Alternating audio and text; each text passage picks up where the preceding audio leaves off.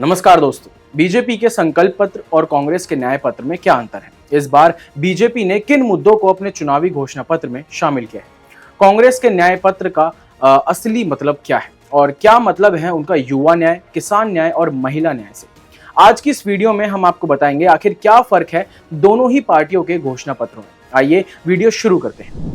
लोकसभा चुनाव से पहले सभी दल अपना चुनावी घोषणा पत्र लेकर आते हैं। भाजपा और कांग्रेस ने अपना घोषणा पत्र हाल फिलहाल में ही जारी किया है। आपको बता दें, बीजेपी ने अपने चुनावी घोषणा पत्र को संकल्प पत्र और कांग्रेस ने अपने घोषणा पत्र को न्याय पत्र नाम दिया है।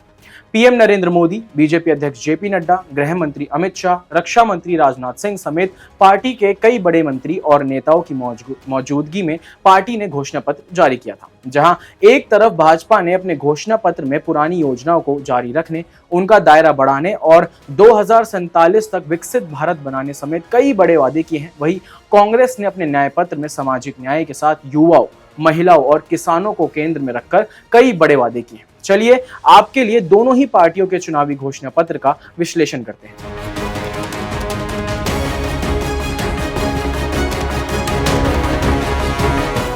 आइए आपको दोनों ही पार्टियों के मुख्य पॉइंटर्स एक टेबल के माध्यम से समझाते हैं। जहां बीजेपी के संकल्प पत्र का पहला उद्देश्य है फ्री बिजली और 5 साल तक मुफ्त राशन की व्यवस्था जारी रखना, वहीं कांग्रेस ने अपने न्याय पत्र में वादा किया है कि वे आरक्षण की सीमा को खत्म कर रिजर्वेशन कोटा बढ़ाएगी।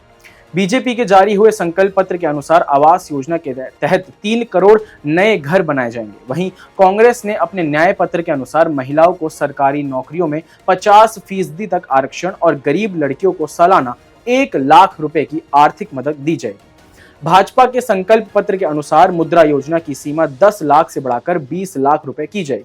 वहीं कांग्रेस ने 30 लाख सरकारी नौकरी के बाद वादे के साथ ऐलान किया है कि वे युवाओं को ग्रेजुएशन के बाद पहली नौकरी सरकार दिलाएगी।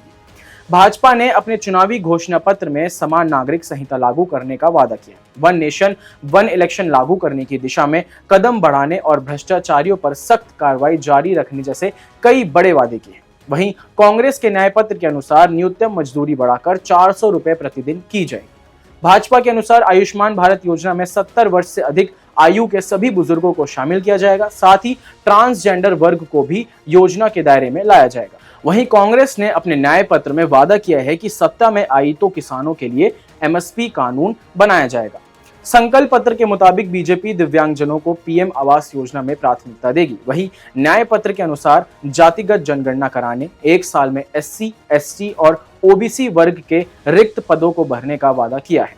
भाजपा के अनुसार 3 करोड़ लखपति दीदी बनाने की गारंटी है। वहीं कांग्रेस ने 25 लाख रुपए का फ्री स्वास्थ्य बीमा कराने का वादा किया है। भाजपा के अनुसार उज्ज्वला योजना, सूर्य घर मुफ्त बिजली योजना, पीएम किसान सम्मान निधि, जन औषधि केंद्र जैसी प्रमुख योजनाएं जारी रहेंगी। तो वहीं कांग्रेस के अनुसार एससी एसटी छात्रों के लिए आवासीय विद्यालय का नेटवर्क खड़ा किया जाएगा और ब्लॉक स्तर पर इसका विस्तार किया जाएगा।